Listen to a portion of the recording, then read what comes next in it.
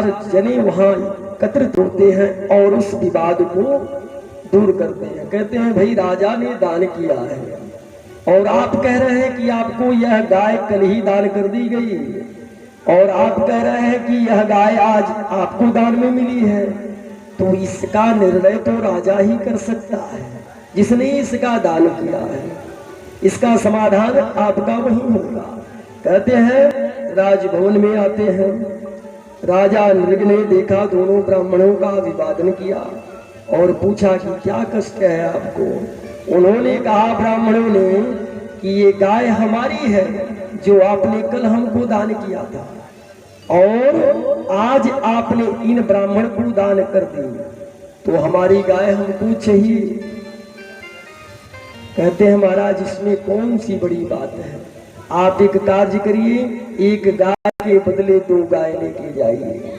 कहते हैं नहीं राजन, हमको हमारी गाय चाहिए जो आपने कल हमको दान किया था, हमको अतिरिक्त आवश्यकता नहीं है, हमको हमारे ही गाय चाहिए। कहते हैं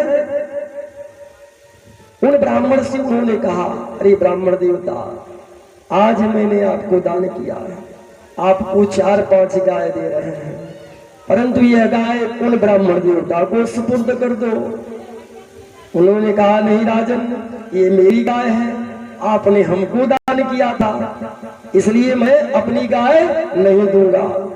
कहते हैं उनकी भी बात और उनकी बात सुन करके, श्रवण करके राजा नृग ने इधर उधर देखा। कहते हैं कभी उस ब्राह्मण को देखते थे, कभी उस ब्राह्मण को देखते थे। ब्राह्मणों ने क्रोधित होकर के उनको श्राप दे दिया कि आप गिरगिट की तरह इधर उधर देख रहे हैं, कोई निर्णय नहीं ले पा रहे हैं, जो कि आपका ही निर्णय है, इसलिए हम आपको श्राप देते हैं कि आप जाकर के गिरगिट हो के जीव में उत्पन्न हो जाए, गिरगिट हो जाए।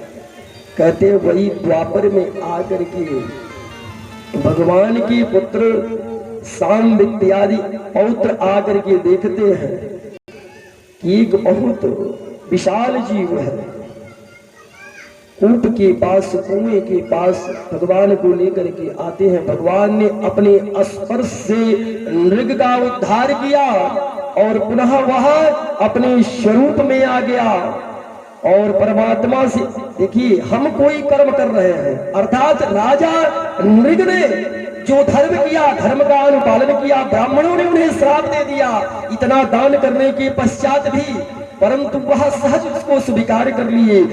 इसी का कारण है कि आज भी राजा नृग हमारे और आपके बीच अमर है, जैसे राजा परीक्षित है। आज भी कथा भागवत वहीं अटकी हुई है।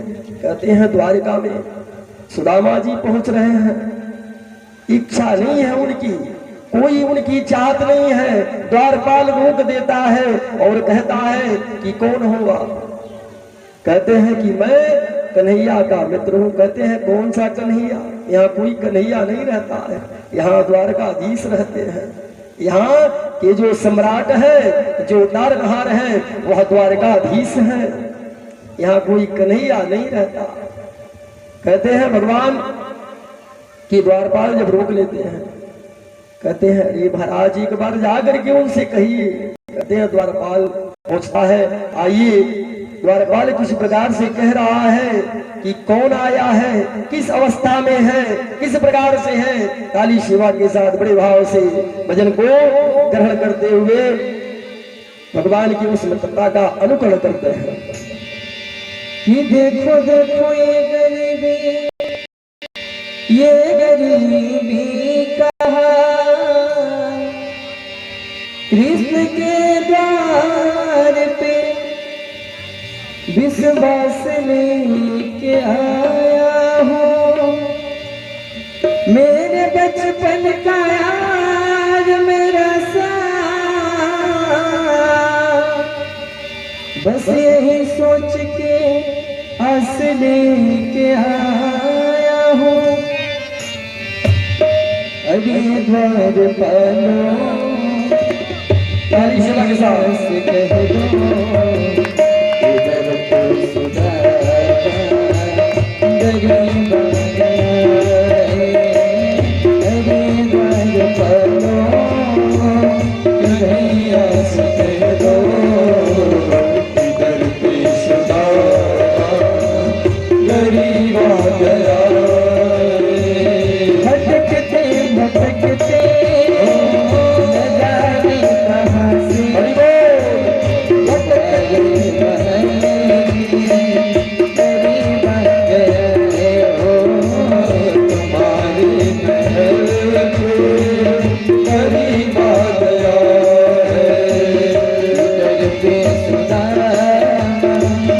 गरीब बन गया है, दर पे सुदामा गरीब आ गया।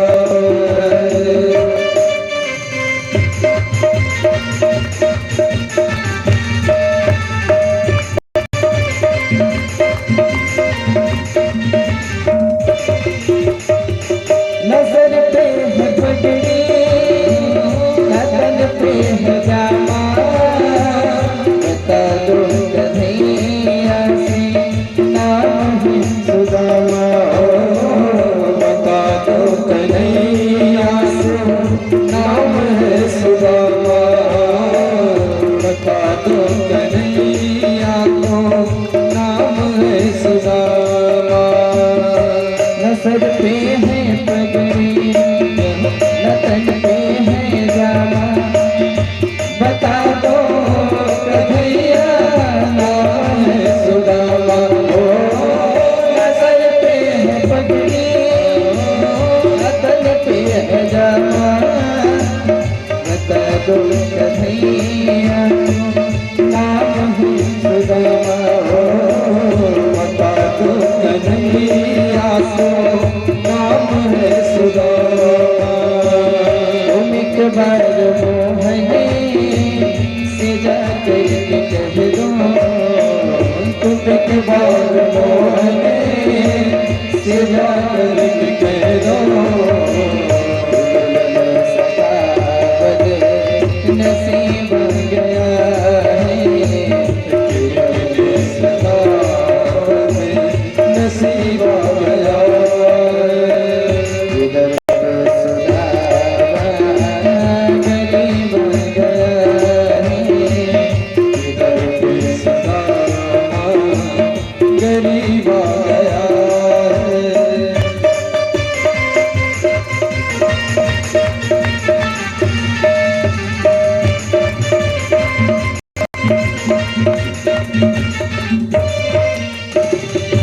सुनते ही दौड़े चले आए मोहन, लगा गले से सुदामा को मोहन हो, लगाया गले से सुदामा को मोहन, लगाया गले से सुदामा को मोहन। कि सुनते ही दौड़े चले आए मोहन, लगाया गले से सुदामा को मोहन हो। सुनते ही दौड़े चले आए मोहन, लगाया गले से सुदामा को मोहन हो। लगाया गले सुदामा को मोहन। हुआ रुक्मिणी को बड़ा ही अचंभा, हुआ रुक्मिणी को बड़ा ही अचंभा, अजीब गया है, ये मेहमान कैसा अजीब आ गया है।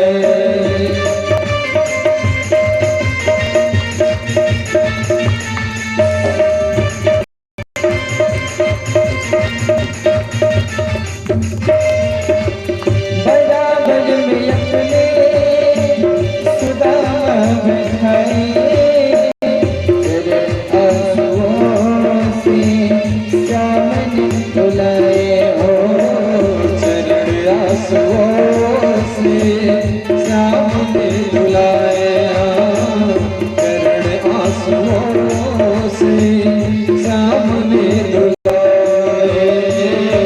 बड़ा बज में अपने सुदामा बैठाए, चरण आंसुओं से सामने रुलाए हो, बड़ा बज में अपने सुदामा बैठाए, चरण आंसुओं से सामने रुलाए हो, चरण आंसुओं से सामने बुलाए।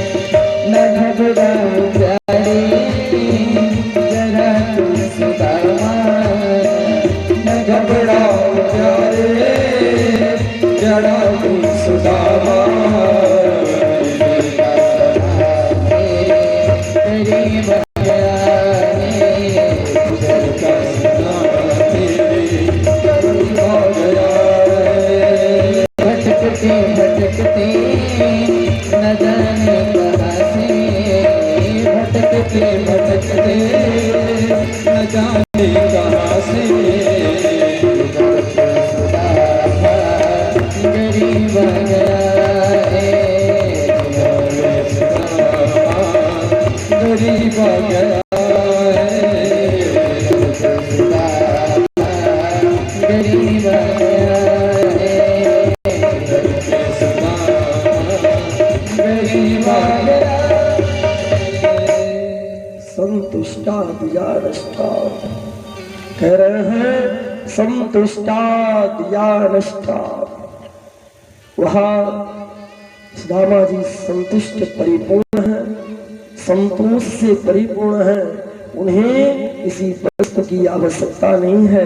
कहते हैं द्वारपाल जाकर के कहता है कि हे प्रभु, हे द्वारकाधीश, हे राजन, हे महाराज, आपके इस द्वार पे एक द्विज उपस्थित हुआ है जो अपना नाम सुदामा कह रहा है, तो कृपा करिए और हम जो भी द्वारपाल हैं हमें विश्वास नहीं होता कि वो आपका मित्र हो सकता है।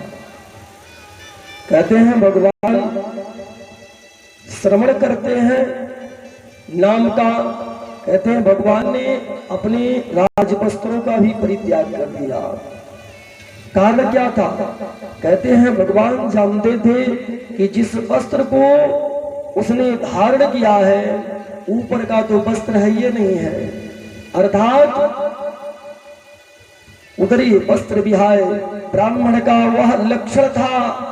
कहते हैं ऊपर का वस्त्र विहाय था, अर्थात था ही नहीं, धोती का ही दुपट्टा उन्होंने डाला था। उस स्वरूप में आकर के परमात्मा से भगवान कन्हैया स्वतः दौड़ करके आते हैं, आकर के उन्हें अपने हृदय से लगा लेते हैं, ससम्मान अपने राज सिंहासन पे विराजमान करके, और जगदम्बा लक्ष्मी को कहते हैं, रुक्मिणी नहीं है वो साक्षात जगदम्बा लक्ष्मी है। लक्ष्मी से कहते हैं जब तेरे कर्म अच्छे होंगे तो वह परमात्मा लक्ष्मी को आदेश करेगा कि जाओ जल लेकर के आओ, हमारे दरवाजे पे ऐसा अतिथि आया है जो धर्म से परिपूर्ण है, जो धर्मवान है। कहते हैं धर्मराज अपने सिंहासन के समीप बिठाते हैं ऐसे द्विज को, ऐसी आत्मा को, संतुष्टा द्विजा नष्टा।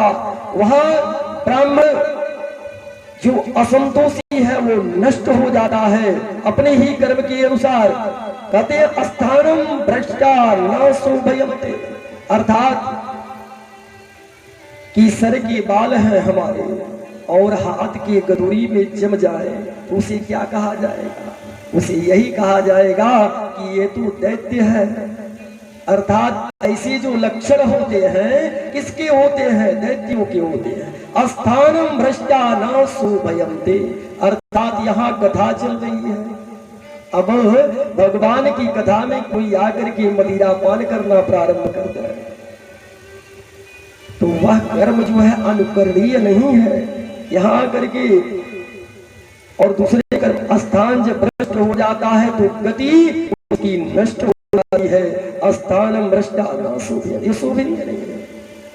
कहते हैं सिंहासन पे विराजमान करके लक्ष्मी को आदेश करते हैं मैया रुक्मिणी को, जाइए थाल सजा करके जल का प्रबंध करिए, ये हमारा परम मित्र है और साथ ही एक धर्मवान ब्राह्मण है। मैं पाद प्रक्षालन करूंगा, इसके पैर को धुल करके पूरे द्वारका में सिंचन करवाऊंगा। परंतु उनकी दशा, कहते हैं भगवान की आज्ञा को सिरोधार्य करके जगदम्बा चली गई जल को लाने के लिए, परंतु भगवान उनके स्वरूप को देख रहे हैं, पैर को देख रहे हैं, उनके समय को देख रहे हैं। देख सुदामा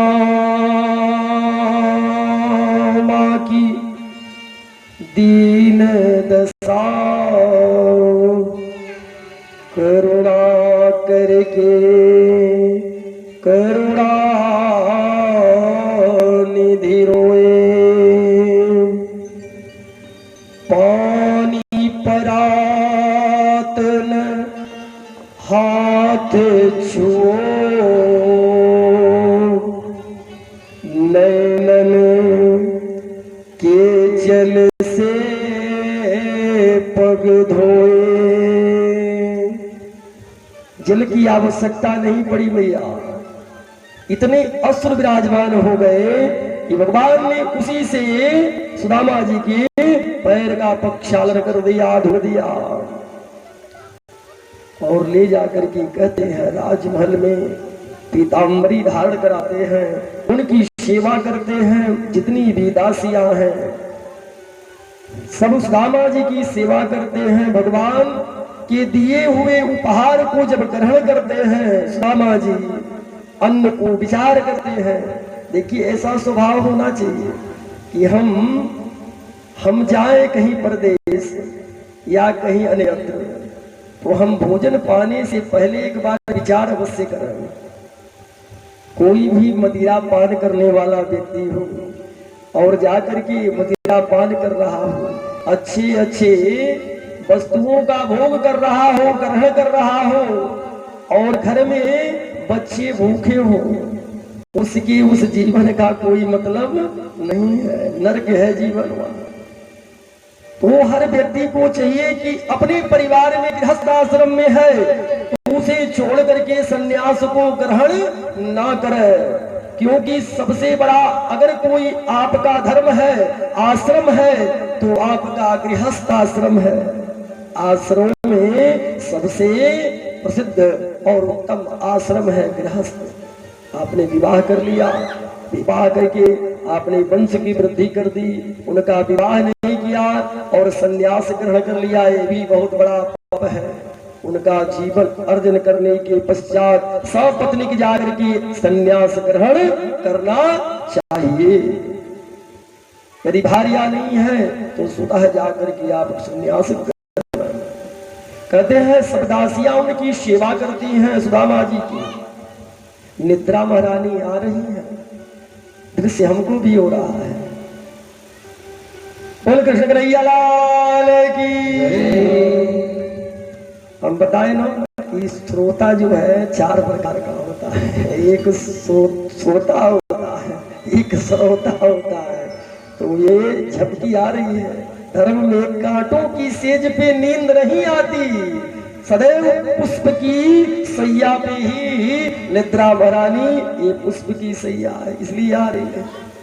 कह रहे हैं भगवान कि जितने भी दासियां हैं आकर के सुदामा जी की सेवा करती हैं। 56 भोग का जब थाल सन्मुख आता है तो विचार करते हैं कि किस प्रकार से हम ग्रहण कर लें। हमारे जो बाल गोपाल हैं, जो हमारी वंशली है, वो तो भूखी होगी। ऐसा सोचने वाला पिता वही पिता है। ऐसा नहीं है कि हम जाकर के जो पैसे मिले मजदूरी के और उससे जाकर के मदिरा पान कर लिए, घर में बच्चे भूखे मर रहे हैं, ये कोई धर्म नहीं है। एक बात और बताए भैया, जैसे भक्ति तो ठीक है, एक तो होती है अंधभक्ति। भक्ति दो प्रकार की होती है, एक भक्ति होती है, एक अंधभक्ति होती है। अंधभक्ति क्या है? कहते हैं अंधभक्ति वह है कि एक तो भक्ति यहाँ हमारी मैया कर रही है बैठ करके, और एक भक्ति वो लोग भी करते हैं जो शराब मदिरा पी करके और माता जी की मूर्ति बना करके जय माता दी जय माता दी, वो भी एक भक्ति है। ऐसी भक्ति नहीं चाहिए परमात्मा, ऐसी भक्ति नहीं चाहिए कि अपने धर्म का ह्रास करते हुए अपने धर्म का पतन कर रहे हो, ये कोई भक्ति नहीं है। ये क्या है? ये आप स्वतः के सुख के लिए, स्वतः के आनंद के लिए, वह आनंद आपका मिथ्या है। आनंद वह है सच्चिदानंद रूपाय विश्वोत्पत्त्यादि हेतवे तापत्र विनाशाय श्री कृष्णाय वयं नमः। वह परमात्मा जब परमानंद आपके पास आ जाए वह आनंद है। आनंद जो है मदिरा पान करके और मैया की भक्ति कर रहे हैं, वो भी एक भक्ति है महाराज, वो भी एक भक्ति ही है। ऐसी भक्ति किसी को भगवान किसी शत्रु को भी ना प्राप्त करवाना। हम तो भगवान से यही कामना करते हैं, ऐसी भक्ति नहीं चाहिए। भक्ति वही है जो श्रद्धा से की जाए और स्वच्छ मन से की जाए। जो स्वच्छ आत्मा से भगवान को भजता है वही आज स्वच्छ मन से। सुदामा जी के मन में कोई इच्छा नहीं है, मन उनका साफ है, परंतु जब सन्मुख आता है, विचार करते हैं कि हमारे जो बाल गोपाल हैं वो भी तो भूखे हैं, हम कैसे इसको ग्रहण कर लें। भगवान लीलाधर है, समझ जाते हैं। कहते हैं जिद करके भगवान उन्हें भोग लगवाते हैं, पवाते हैं। लक्ष्मी आज उन्हें हवा कर रही है। आज लक्ष्मी जगदम्बा आ करके उन्हें उनकी सेवा कर रही हैं। जितनी भी पटरानियां हैं सब लगी हुई हैं। उसी समय भगवान ने कहा एक बात बताओ, खाली हाथ तो आए नहीं होगी, कुछ तो लाया होगा उपहार में। उन्होंने कहा, कहते हैं पोटली छुपाने लगी कि हमारे पास जो उपहार है हम कैसे आपको दे दें। वही स्थिति है कि गुरु से दीक्षा तो उसने लिया, परंतु अकेले में उन्होंने कहा नारायण नारायण, यही मंत्र है, कल की कथा है, यही मंत्र है। परंतु नौका के पास जब जाते हैं तो गांव वाले कहते हैं हम आपको नहीं ले जाएंगे, गरीब आदमी को कौन लेके जाए। तो उन्होंने विचार किया कि सुने हैं भगवान का नाम, गुरु का जो मंत्र होता है वह भव से पार कर देता है, तो क्या मैं अपने गुरु के मंत्रों से इस नदी को पार नहीं कर सकता। कहते हैं ऐसा उन्होंने निश्चय करके और गुरु के मंत्र को उन्होंने पढ़ा और नदी में चलने लगे। यह दृश्य देख करके, लीला देख करके जितने भी नौका पे सवार मनुष्य हैं, नगर के लोग हैं, आश्चर्यचकित होते हैं, मन ही मन विचार करते हैं गुरु ने हमारे साथ छल कर दिया। उसको मंत्र कुछ और दिया, हमको मंत्र कुछ और दे दिया। कहते हैं गुरु से जाकर के कहते हैं, गुरुजी महाराज भी प्रसन्न होते हैं लेकिन मन में संशय है। पूछते हैं तो कहते हैं कि हाँ, हमने उस मंत्र को जो आपने दिया था, मन में विचार करते हैं कि हमने तो मंत्र ही नहीं दिया इसको, परंतु यदि मान लिया है तो ठीक है, मंत्र तो हमने ही दिया है, यदि ये चल सकता है तो हम भी चले जाएंगे। कहते हैं नदी में जल के ऊपर जैसे ही पैर रखते हैं, गोविंदाय नमो नमः, बोले सियावर रामचंद्र की जय। तो उसमें निष्ठा की परम आवश्यकता है, यदि निष्ठा नहीं है तो उस मंत्र जप का कोई मतलब नहीं है। भगवान के सन्मुख आज उनकी पटरानियां आकर के सुदामा जी की सेवा भाव में लगी हुई हैं और सुदामा जी से भगवान कृष्ण ने कहा कि कुछ उपहार तो आया होगा, छुपाते हैं, परंतु कहते हैं भगवान ने उस उपहार को बिना दिए ही स्वीकार कर लिया। कहते हैं 2 मुट्ठी तंडुल था, अर्थात चावल था मैया। भगवान ने जब ग्रहण किया है तो यह विचार नहीं है कि 2 मुट्ठी चावल को भगवान ने क्या किया, 3 मुट्ठी कर दिया। वह परमात्मा इतना दयालु है, वह विचार कर रहा है कि यदि इसमें 3 से 4 होने लायक होता तो वो भी मैं कर देता, लेकिन 3 में ही सब कुछ मैं तुझे अर्पण कर दूंगा। 2 में ही भगवान ने सब कुछ दे दिया और जैसे ही तीसरी मुट्ठी के लिए उन्होंने हाथ को बढ़ाया, जगदम्बा ने कहा कि क्या कर रहे हैं आप, अरे कुछ तो छोड़िए, बैकुंठ तो कम से कम छोड़िए। कहते हैं तुम नहीं जानती, उस ब्राह्मणी ने श्राप दिया था मुझे कि मैं अगर वो चना पाता तो आजीवन आज तुम इस राजमहल द्वारिका में नहीं होती, तुम दरिद्रता की उस चक्की में पिस रही होती जिसमें आज यह विराजमान है। यह जो दरिद्रता इसकी है, यह दरिद्रता हमारी थी, इसने तो ले लिया हमसे। ऐसी इसकी भक्ति है, इसकी भक्ति जो है आसान नहीं है। कहते हैं भगवान उस उपहार को सहज स्वीकार करते हैं। स्वीकार करके परमात्मा ने सब कुछ उन्हें प्रदान कर दिया, परंतु आभास नहीं होने दिया। जैसे हम जब दान देते हैं तो क्या करते हैं, उस पर लिखवाते हैं सप्रेम भेंट, सप्रेम भेंट। फला ने दान किया 1 पंखा, थोड़ा माइक में बोल दीजिए कि 1001 रुपए फलाने ने दिया, ढेगाने ने दिया। ऐसा करने से कोई मतलब नहीं। क्या है, सब आडंबर है आपका। परमात्मा ने सब कुछ दिया, परंतु आभास नहीं हुआ सुदामा जी को, क्योंकि सुदामा जी की एक बात हम बार बार कह रहे हैं कि धन की आवश्यकता उनको नहीं थी, सुशीला को उन्होंने दिया। कहते हैं उन्होंने आदेश दिया विश्वकर्मा को, विश्वकर्मा ने जाकर के पूछा। कहते हैं सुशीला मैया ने कहा जिस प्रकार से मेरा महल हो उसी प्रकार से समस्त नगरवासियों का भी महल होना चाहिए। भगवान ने वैसा ही किया। परंतु रामा जी कहते हैं जब लौटते हैं, भगवान ने जो पीताम्बरी उन्हें धारण करने के लिए दिया था वो भी भगवान ने ले लिया। क्यों?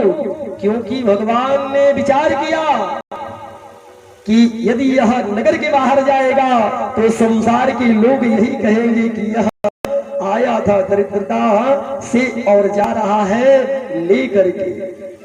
तो वैसे इन नगरवासियों को सोचने नहीं दूंगा, और हमारा मित्र जिस अवस्था में आया है उस अवस्था में ही जाएगा। हमने जो देना था दे दिया। कहते हैं एक बार सुदामा जी के मन में होता है कि कुछ दिया ही नहीं, जो दिया था वो भी वापस ले लिया। बोले कृष्ण कन्हैया लाल की। कम से कम पीताम्बरी तो छोड़ दिया होता, कम से कम पीताम्बरी तो छोड़ दिया होता। परंतु भगवान ने नगरवासियों की उस कलंक से बचाने के लिए ऐसा भगवान ने लीला किया। कहते सुदामा जी अपने नगर में जब पहुंचते हैं तो उन्होंने अपने उस राजमहल को, उस कुटिया को ढूंढ रहे हैं। जो उनकी कुटिया है वही उनके लिए राजमहल है, परंतु वहां तो महल खड़ा है। यह देख करके विस्मृत हो जाते हैं। सुशीला आकर के उनका स्वागत करती है और लेकर के महल में जाती है। मन ही मन भगवान का धन्यवाद करते हैं। भगवान वह है जो आपको आभास नहीं होने देगा और सब कुछ दे देगा। इसलिए कभी भी भगवान के ऊपर किसी प्रकार का संशय नहीं होना चाहिए। राजा से सुखदेव जी महाराज ने कहा कि हे राजन, यदि तेरे अंतःकरण में अभी भी माया व्याप्त है, यदि कोई प्रश्न है, कोई तेरे मन में जानने की इच्छा है तो बता। कहते हैं राजा परीक्षित ने कहा हे प्रभु, आप यह बताइए कि महाभारत युद्ध अर्थात मेरे पितामहों के साथ जो भगवान ने श्रेष्ठता दिखाई और उनकी सहायता की, उनका उन्होंने सहयोग किया, जिसके कारण उन्हें पुनः इंद्रप्रस्थ और हस्तिनापुर प्राप्त हुआ। इस कृपा के बाद भगवान की उस कुल का क्यों नाश हो गया? कहते हैं कि युद्ध के पश्चात गांधारी मैया ने श्राप दिया कि जिस प्रकार से मेरे कुल का नाश हुआ है उसी प्रकार से तेरे भी कुल का नाश हो जाएगा। परंतु यह लीला भगवान की है। भगवान ने देखा कि जो हमारे पौत्र हैं वह बड़े आताताई हो गए हैं, दुष्ट हो गए हैं। कलयुग का जब इनके ऊपर प्रभाव पड़ेगा तो और अधर्मी हो जाएंगे। इनका समापन करना ही परम आवश्यक है। भगवान कहते हैं, लीला करते हैं, और जो उनका पौत्र सांब है, जो सांब है, सांब मदिरा पान में लिप्त था। एक बार सांब ने अपने कुछ मित्रों के साथ दुर्वासा ऋषि की कुटिया में पहुंच करके और अपने उदर में उन वस्त्रों को रख करके जाकर के प्रश्न करता है। कहते हैं स्त्री स्वरूप में गया, स्त्री स्वरूप को धारण कर लिया कि आज परीक्षा लेते हैं।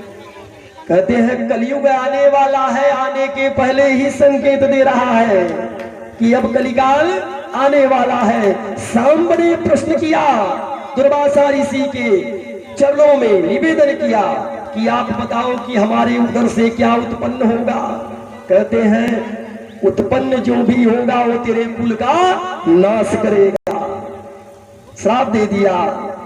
भगवान की यही लीला थी, श्राप दे दिए। कहते हैं सभी लोग चिंतित हो गए द्वारिकावासी। भगवान ने अर्जुन से कहा कि हे अर्जुन, इन गोपियों को लेकर के चले जाओ हस्तिनापुर, क्योंकि द्वारका अब डूबने वाली है समुद्र की गहराइयों में, इसलिए हमारे कुल का नाश होने वाला है, आप इनकी रक्षा करो। कहते हैं अर्जुन को सौंप करके भगवान ने, और भगवान के जो परम भ्राता शेषावतार बलराम जी ने, कहते हैं कालांतर में उनके उदर से मूसल उत्पन्न हुआ। गंधर्वों ने क्या किया, उनका सर्जरी किया, ऑपरेशन किया, पेट को फाड़ करके, और उसमें से मूसल उत्पन्न हुआ। कहते हैं उस मूसल को देख करके कन्हैया ने कहा कि अब तो सर्वनाश होगा ही। बलराम ने कहा कि हम ऐसा नहीं होने देंगे। उन्होंने उसका चूर्ण बनवाया और कहते हैं समुद्र में उसे डलवा दिया, परंतु होनी को कोई टाल नहीं सकता। कहते हैं समयांतर वह घास स्वरूप में उत्पन्न हुई, एक कण उसका, एक टुकड़ा एक मत्स्य ने निगल लिया, एक मछली ने घोट लिया, उसी को एक आखेट करने वाला बहे लिया। जब मत्स्य को पाता है उसके उदर से वह कण निकाल करके उसी का धनुष का बाण बनाता है, और उसी से भगवान के उस तलवे में प्राण में भेद देता है, और भगवान अपने धराधाम को चले जाते हैं। यहाँ घास जो चूर्ण के द्वारा उत्पन्न हुई थी, उसे पा करके सभी लोग नशे में आकर के आपस में लड़ करके और अपने कुल का नाश कर लेते हैं। यहाँ अर्जुन जब आए हस्तिनापुर, तो युधिष्ठिर के सम्मुख जब पहुंचे तो उन्होंने कहा कि आपका निस्तेज हो गया। उन्होंने कहा कि आज हमारा कन्हैया हमें छोड़ करके चला गया है, कलयुग का प्रादुर्भाव होने वाला है, इसलिए सजग हो जाओ। कन्हैया ने हमें आदेश किया है कि हमको स्वर्गारोहण करना है। समय के पहले राजा परीक्षित को राज्य दे करके और युधिष्ठिर ने पांडवों के साथ स्वर्गारोहण किया। समय आने से पहले ही यदि अपना विचार हम कर लें तो हमारा कल्याण संभव है। अब ऐसा नहीं है कि 4 बिटिया हो गई हम विचार कर रहे हैं, भगवान तो भैया है। भगवान आकर के विवाह नहीं करेंगे, कर्म करो। सकल पदार्थ है जग माही, कर्महीन नर पावत नाही। ऐसा नहीं है कि वह भगवान आएगा, कर्म करो, उसका फल वह परमात्मा देगा। आपके अनुष्ठान करने से, आपके पूजा करने से किसी की नौकरी नहीं लगेगी। नौकरी आपके निष्ठा से लगेगी, आपके परिश्रम से लगेगी। परिश्रम करो। पूजा पाठ या श्रद्धा का और भाव का विषय है, समर्पण का विषय है, व्यापार का विषय नहीं है। सबसे पहले तो दोषी ब्राह्मण आप ही हो। जाकर के पूछते हो कि हमारी नौकरी लग जाएगी, कहते हैं हाँ लग जाएगी। कहते हैं कितना लेंगे, तो कहते हैं 1 लाख लेंगे। बताइए 1 लाख में पूजा करके नौकरी दे रहे हैं, पहले स्वतः ले लो। ऐसा नहीं होता है। ऐसा यदि होता तो सबसे पहले ब्राह्मण ही सारे पदों पे आश्रित होता। ऐसा नहीं है। आपका कार्य है परिश्रम करना, फल देना। कर्मण्येव अधिकारस्तु मा फलेषु कदाचन। कह रहा है कि राजा परीक्षित को यहाँ तक की कथा जब श्रवण कराते हैं, कहते हैं राजन, आप ही को श्राप मिला और प्रधान जाई देव ऋषि वाणी, आपको ब्रह्म अस्त्र के द्वारा आपकी मृत्यु हो चुकी थी, परंतु कन्हैया ने उदर में प्रविष्ट होकर के आपको अमर बना दिया। आप इस अमरता का जो फल है वह भागवत कथा स्वरूप में आपको प्राप्त हो रहा है। जो होनी है उसे कोई टाल नहीं सकता। हे राजन, अपने मृत्यु को सहज स्वीकार करो। यह श्रीमद् भागवत कथा मृत्यु पे विजय दिलाती है। हमने तुमको कहा कि वह राजा उस कुटिया को छोड़ के जाने के लिए तैयार नहीं था। आपने कहा कि वह राजा बड़ा मूर्ख था, उसे जाना चाहिए। तो हे राजन, इस कुटिया को छोड़ो। कहते हैं उनके मन में कोई संशय नहीं रह गया। भागवत में कथा नहीं अन्यत्र कथा है। कहते हैं गर्ग संहिता में कथा आती है कि जब राजा परीक्षित को तक्षक ने डंक करने के लिए योजना बनाई, उस समय एक कश्यप ब्राह्मण आकर के नगर में प्रविष्ट हुआ और उसके पास वह क्षमता थी कि किसी सर्पदंश के द्वारा किसी की मृत्यु नहीं हो सकती। कहते हैं तक्षक वहां पहुंचा, उसने पूछा कि आप किस विधान से परिधान से उस सर्पदंश को आप पुनः जागृत करते हैं कि उसके प्राण लौट आते हैं। उन्होंने बताया, कहा जाता है भेद, अपना भेद किसी को नहीं देना चाहिए, अपना भेद किसी को नहीं देना चाहिए, अपनी भार्या को भी अपना भेद नहीं देना चाहिए।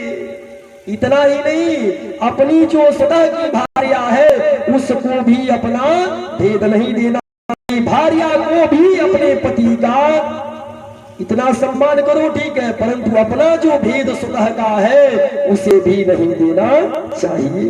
ये दोनों का कर्तव्य है, यह दोनों का कर्तव्य है।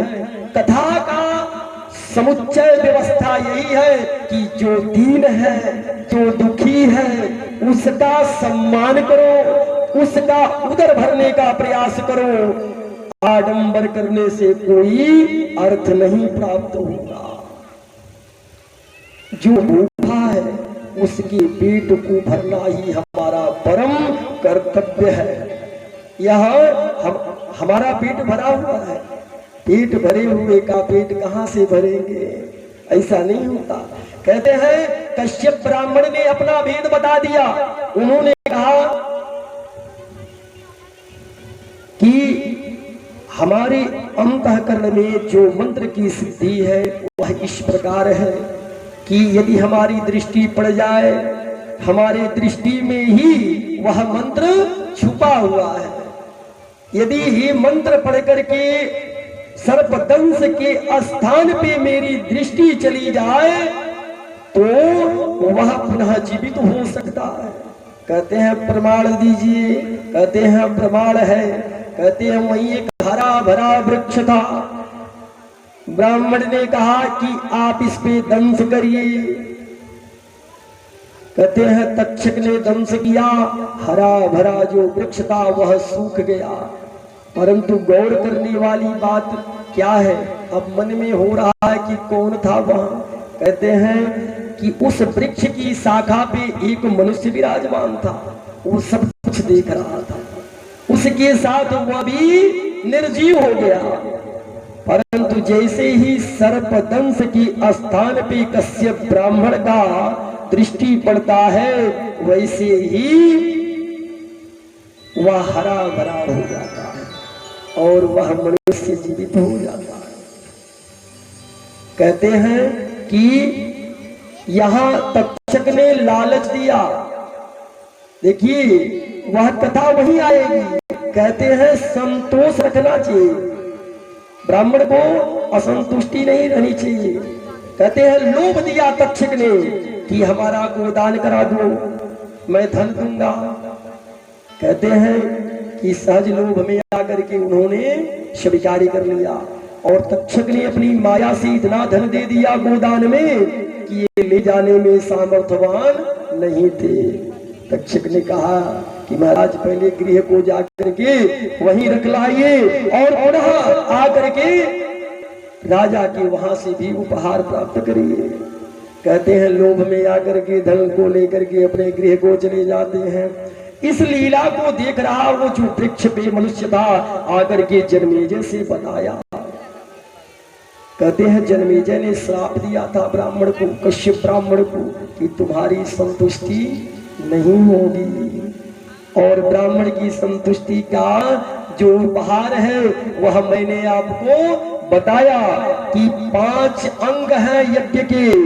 क्या? जप, हवन, तर्पण, मार्जन, ब्राह्मण भोजन और ब्राह्मण दक्षिणा। परंतु दक्षिणा कम दो या ज्यादा, परंतु भोजन अवश्य कराओ। भोजन अवश्य कराओ। एक बार की बात है, सत्य बता रहे हैं।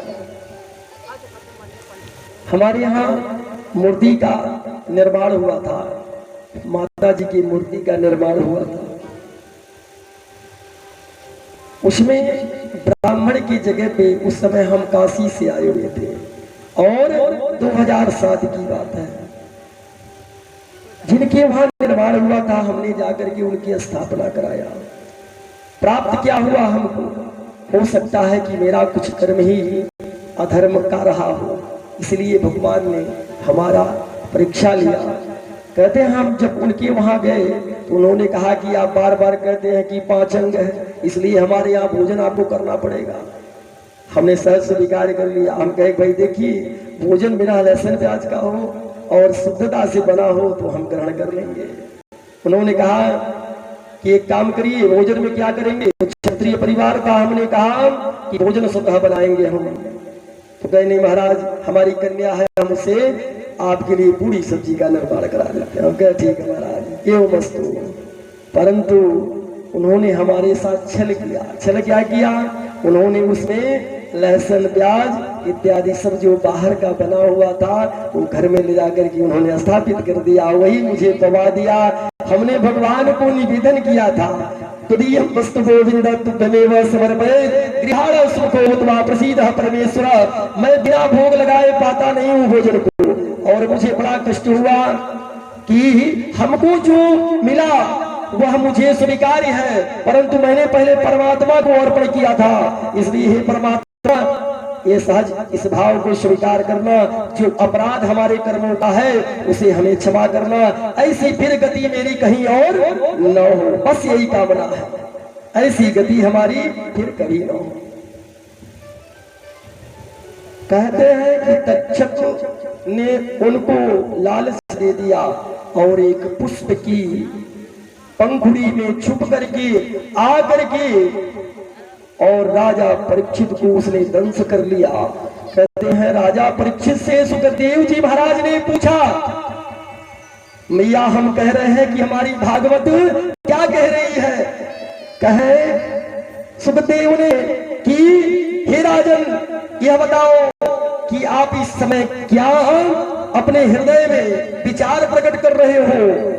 राजा परीक्षित ने कहा कि हे परमात्मा, इस समय मेरे अंतःकरण में, मेरी आत्मा में यह विचार उत्पन्न होता है। मेरी दृष्टि के सामने साक्षात नारायण विराजमान है।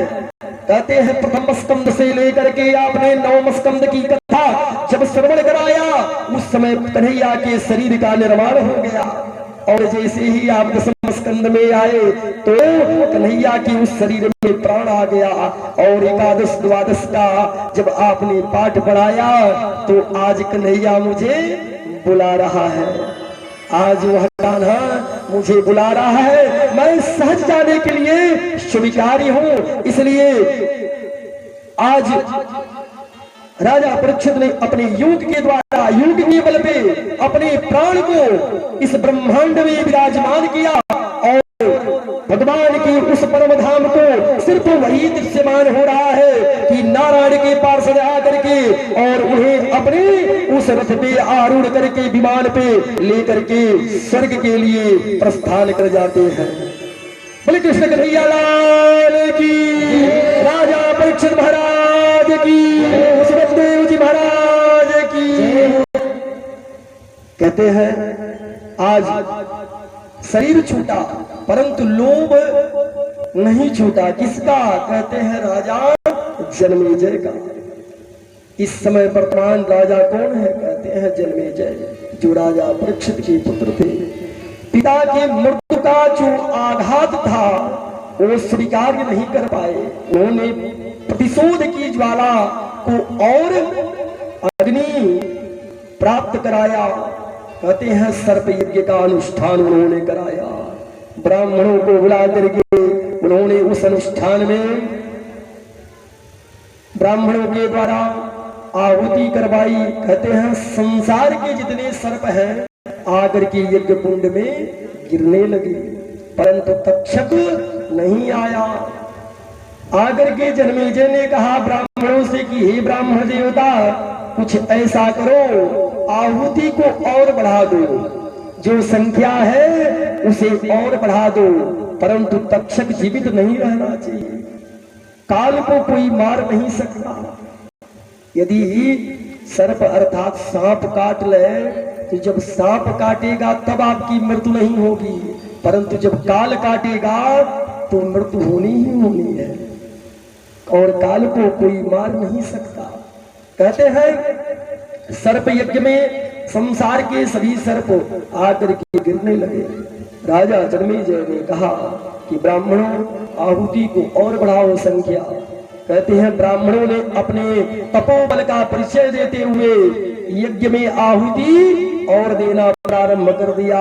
कहते हैं इंद्र के रथ के साथ तक्षक चल पड़ा। यज्ञ में इतनी ताकत है, पूजा में इतनी शक्ति है कि आज अमर होने के पश्चात भी तक्षक नाग इंद्र के सिंहासन सहित चल पड़ा। कहते हैं देव गुरु बृहस्पति आकर के जन्मेजय को समझाते हैं कि हे राजन, आप जो कर्म कर रहे हैं यह कर्म अधर्म को निमंत्रण दे रहा है। आपके पिताजी राज ऋषि थे, यदि उनको जीवित रहना होता तो वो भगवान की कथा श्रवण करके अपने गति को क्यों बनाते, परंतु जन्मेजय ने कहा मैं संसार को सर्प विहीन कर दूंगा, संसार में कोई सर्प नहीं रह जाएगा। ऐसे प्रत्युत्तर को देव गुरु बृहस्पति ने जब श्रवण किया, उन्होंने कहा कि हे राजन, तक्षक के द्वारा आपके पिता की मृत्यु थी, और अभी तक जितने भी सर्प आकर के इस आहुति दी हुई यज्ञ के कुंड में गिरे हैं, उनकी मृत्यु आपके हाथों लिखी थी। आपके पिता को तक्षक ने दंश किया था, इन सर्पों ने आपका क्या बिगाड़ा था, इसलिए आपने भी अधर्म किया है। आप भी उतने ही अधर्मी हैं जितने तक्षक हैं। यदि तक्षक अधर्मी है तो आप भी हैं। कहते हैं बात उनको समझ में आ गई, परंतु उन्होंने कहा कि हमें प्राप्त क्या हुआ। देव गुरु बृहस्पति ने उन्हें वरदान दिया कि जब भी कहीं विशाल सर्प दिखे या सर्प का कोई भी परिवार दिखाई पड़े, यदि आपने राजा जन्मेजय का नाम उच्चारण कर दिया तो वह सर्प हमसे दूर चला जाता है। जब आप किसी को कष्ट नहीं देंगे तो कोई आपको कष्ट नहीं देगा। ये संसार की नीति है, और यही इस संसार का कहते हैं व्यास जी ने अंतिम श्लोक में उन्होंने उच्चारण किया। आइए इस कथा को श्रवण करने से पहले भागवत के अंतिम श्लोक का उच्चारण करने से पहले राजा परीक्षित एवं कथा विश्राम के उपलक्ष्य में विदाई का एक भजन है, बड़ा सुंदर है। इस वाणी से, इस अटूट वाणी से यदि कोई शब्द की त्रुटि हुई हो तो यह व्यास स्वरूप आचार्य पंडित राधा कृष्ण मिश्र क्षमा प्रार्थी हैं, और आपके सेवा भाव से हमारे जितने भी ब्राह्मण हैं बड़े संतुष्ट हैं। भगवान इसी प्रकार से इस नगर को, इस बस्ती को, इस ग्राम सभा को और आपके इस परिवार को सदैव सुखी रखे, और यही कामना इस राधा कृष्ण भगवान से है, इस कन्हैया से, लक्ष्मी नारायण भगवान से है। भगवान स्वरूप श्रीमद् भागवत से भी यही कामना है कि संजय बाबू जैसा धर्मावान पुत्र सबको प्राप्त हो। अगर प्राप्त होगा तो भागवत की कथा होगी, और यह प्राण रहा तो पुनः आपसे हमारी मुलाकात अवश्य होगी। बोले कृष्ण कन्हैया लाल की। आइए बड़े भाव से, हाथ की तालियों से। रही जिंदगी तो मिलेंगे दोबारा, मिलन आज तक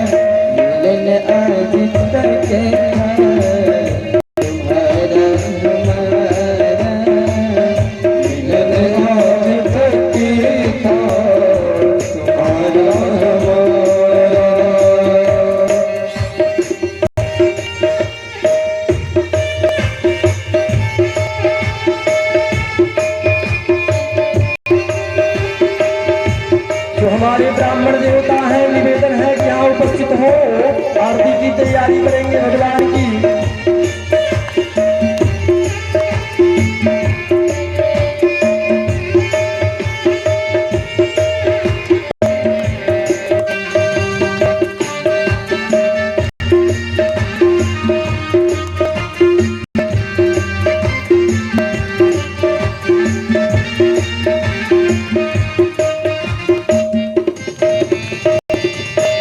अरमानों के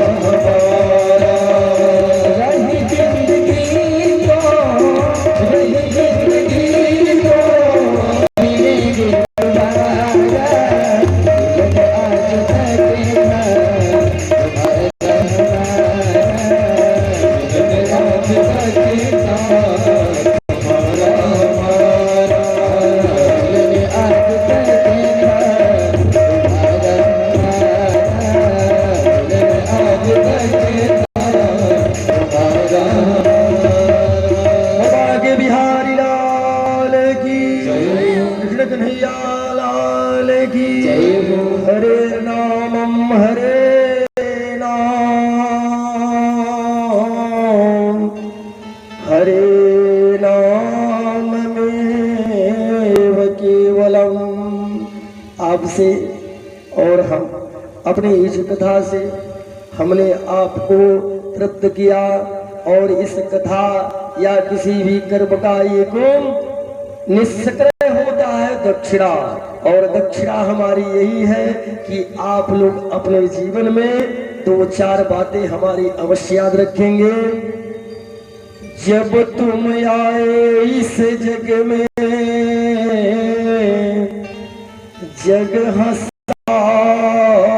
तुम रोए, ऐसी करनी कर चलो तुम हंसो जग रोए। तुलसीदास सदा हरि चेरा कींजे नाथ हृदय महडेरा। उस नारायण का 24 घंटे में यदि 24 मिनट भी मिल जाए तो सिर्फ नारायण नारायण जपने से आपकी जितने भी नित्य प्रतिदिन के जो कायिक वाचिक मानसिक सांसारिक जो भी पाप है उसका शमन हो जाएगा।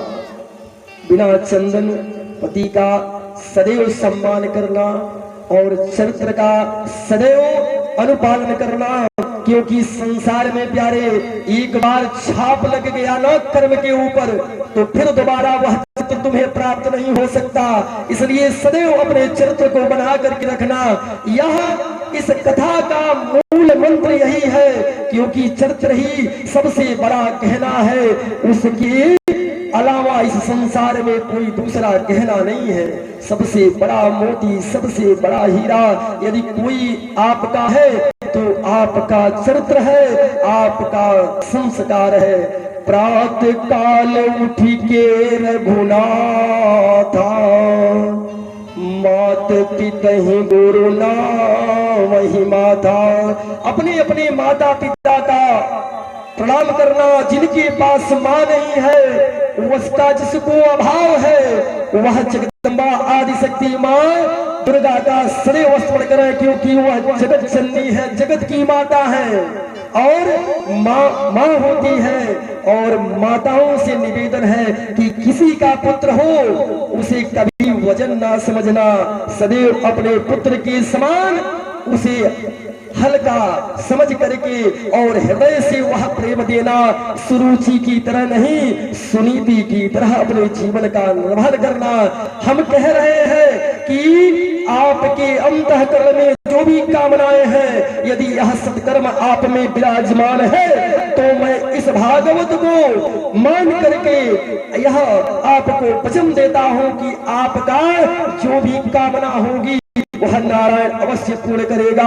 आइए इसी के साथ भगवान का 2 बार नाम संकीर्तन करवाएंगे। बड़े भाव से करना है, उस कन्हैया को विराजमान करके 2 बार ऐसे हृदय से करना है कि हमारे हृदय में ध्रुव के समान अटल वह विराजमान है। ऐसा विचार करते हुए इस कीर्तन के बाद आरती के बाद प्रसाद मेरो राधार में